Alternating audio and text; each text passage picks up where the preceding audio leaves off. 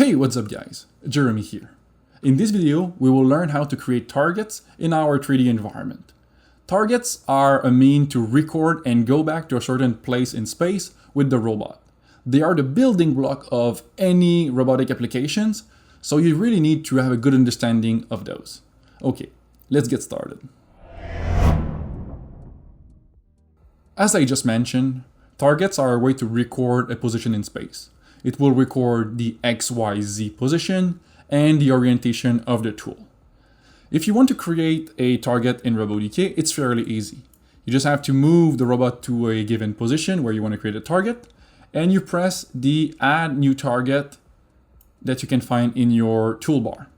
It will create two things. It will create a smaller target or smaller reference exactly where the robot was, and it will create a new target in your station tree, in this case called target 1.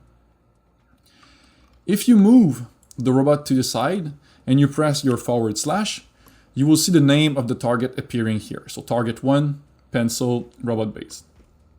If you click on target 1 once, the robot will move to that position. If I move it here, click target 1 once, the robot will move there. If I move it and double click target 1, the robot will kind of teleport to that position.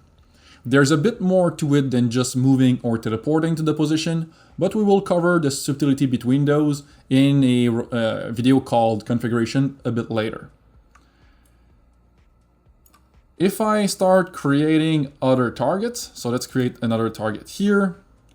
Let's go down here and create another target.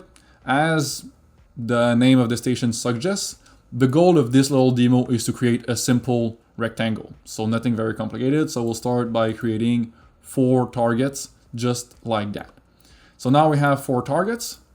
We can simply scroll from one to the other just like that. Very cool. Once this is done, we can decide to rename those. So to rename a target, you have 2 choices.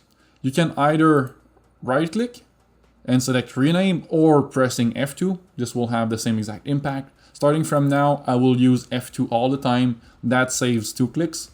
And at the end of the day, those little clicks that you save here and there really adds up and really make the difference between someone that is very efficient with RoboDK than just someone that is relatively efficient with RoboDK. So, and then you can call it, let's say corner 1. So we'll go corner 1, select the second one, F2, corner 2, oops,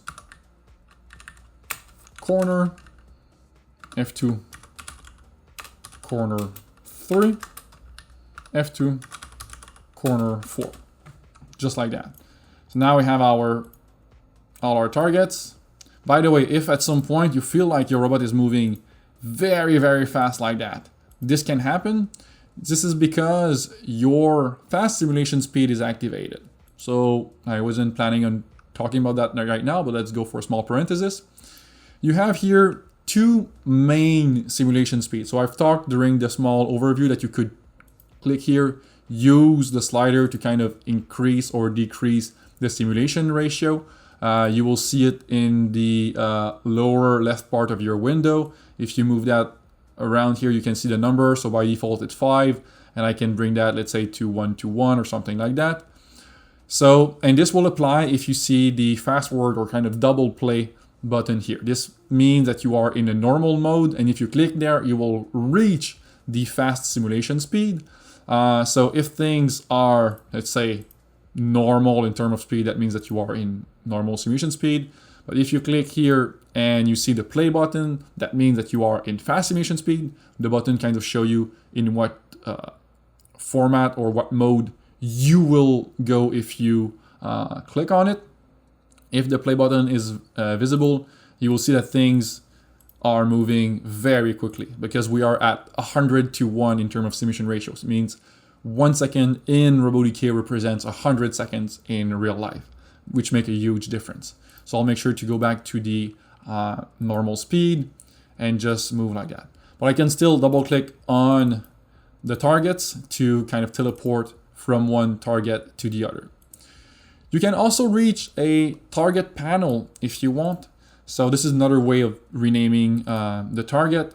So you can't reach, this is the only panel that you can't reach by double clicking on it. Obviously, because double clicking already kind of teleport the robot from one spot to the other, we had to find another way of reaching it.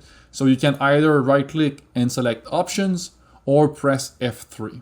So I will press F3 most of the time from now on. So if you reach the target panel, you will see the name of the target. You will see if it's visible or invisible. So you can obviously hide the targets. You can do that also by right clicking and making it invisible. You can move to the target like that. We'll talk about teach current target in the next video. You can define if it's a Cartesian or joint values. Most of the time it will be a Cartesian one. We'll talk about joint values later.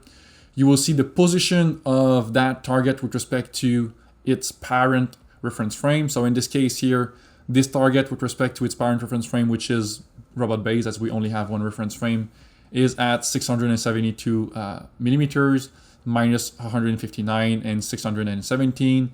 So that's the position of this one here. And you will have the robot to which the target is linked to. Right now there's only one option because we have only one robot. If we had more than one, we could kind of switch from one to the other. And you have here the robot joints that are recorded for that. So what configuration we're using for that specific Cartesian position. Again, we will have a video on configuration coming out in, I think, in 2 or 3 videos. And apart from that, it's not released as I'm recording this video here, but we will have a video, pretty sure when you're watching this, it will be out on our YouTube channel on the targets in general. So that could be a great idea to go look at it. I can explain a bit more in like 15 minutes than I can do in 6. So you are very welcome to go and take a look at that. Okay. For the next video, we will continue working with targets. We'll learn how to modify their position, adjust them so that they exactly fit the position we want, because right now we kind of randomly positioned them in the station. Apart from transition point, generating robotics, we want to be precise. So that's not something that we can do, just randomly positioning targets around. So we'll need to have a bit of a more precise approach to target creation. That's everything for this video. I hope you liked it. Hope to see you in the next one. Bye-bye.